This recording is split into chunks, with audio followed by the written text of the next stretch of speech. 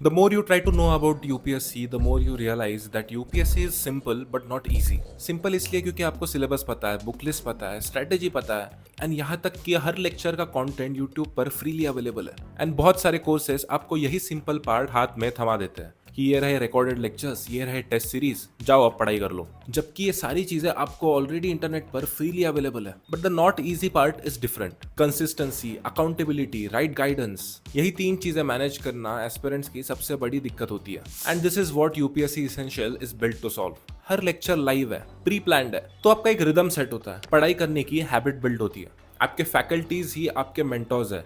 सो जो इंसान आपको पढ़ा रहा है वही आपको गाइड भी कर रहा है। And some of this mentors are past UPSC rankers. इन्हें इस एग्जाम का एंड टू एंड एक्सपीरियंस है। And they will hold you accountable कि कहाँ गलती हो रही है, स्कोर क्यों कम आ रहा है, लेक्चर्स क्यों अटेंड नहीं कर रहे हो, कहाँ इंप्रूव किया जा सकता है, and what is the personalise strategy for you. This entire course is divided into phases. हर फेज में सारे सब्जेक्ट्स कवर किए जाते हैं with increased depth. And this will ensure कि एग्जाम के पहले आपकी एटलीस्ट 4 रिविजन्स हो चुकी होंगी।